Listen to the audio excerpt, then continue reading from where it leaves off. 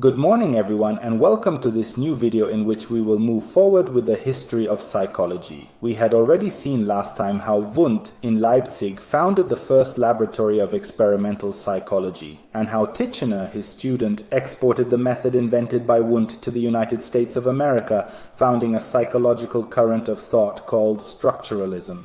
Today, however, we are going to analyze functionalism, which is another psychological current that developed in parallel with structuralism.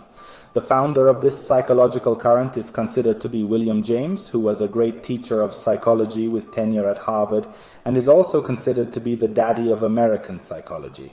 Functionalism is in total opposition to structuralism, which, as we saw last time, divided the mind into many smaller parts, and then broke down the mind into each individual element, somewhat as one does with molecules that divide into the various atoms, and thus, in this case, into the atoms of thought, and then studied these atoms of thought taken individually. Functionalism, on the other hand, sees mental activity as a dynamic flow, a real dynamic unity that cannot be broken down into more basic parts. Functionalists liken mental activity, which by the structuralists was seen precisely as the analysis of these individual parts, to a veritable river in flood, to a continuously flowing dynamic river, and therefore not decomposable into simpler parts, and above all, which cannot be tapped into through introspection.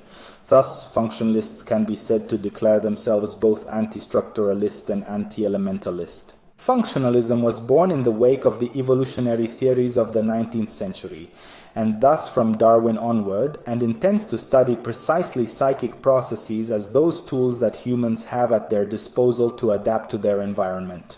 Based on these assumptions, and according to this perspective, it is not so important to try to understand what those processes are, but instead to go and analyze what they are for, that is, what their function is.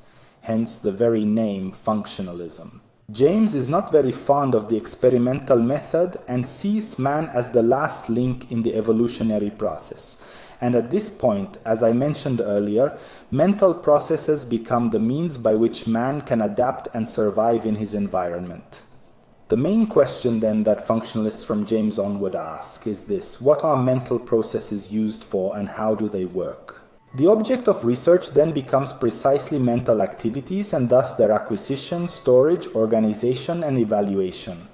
And among the most important objects of study are emotions, sensations, perceptions, but also motivation, which then is the main stimulus capable of activating the individual, and finally learning, that is, that mode of response of the human being to adapt to the whole environment around him.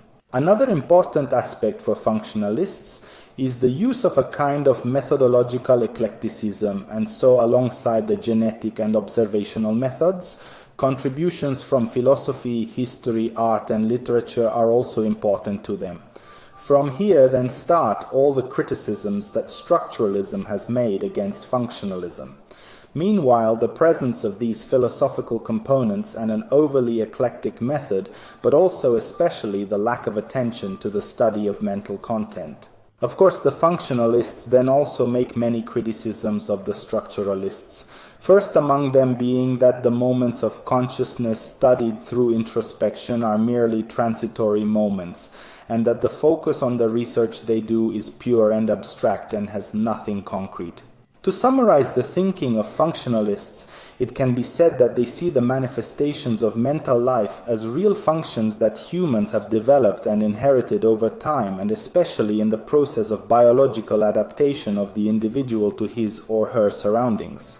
Thus, through this way of looking at things, they do not fossilize on mental contents taken individually such as memory, perception, learning, and so on, but instead focus on the utility of different psychic functions and how they have been selected in the course of evolution.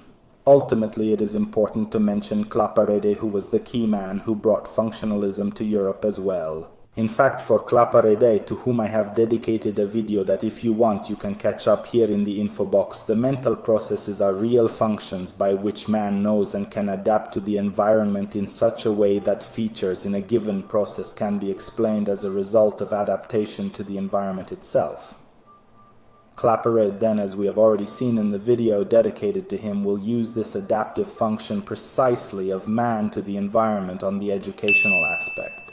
Well, with this discourse on functionalism, which stands in clear opposition to structuralism, and thus having analyzed all the differences between one and the other current, my video today is over. I bid you farewell, thank you for your attention, and see you next time.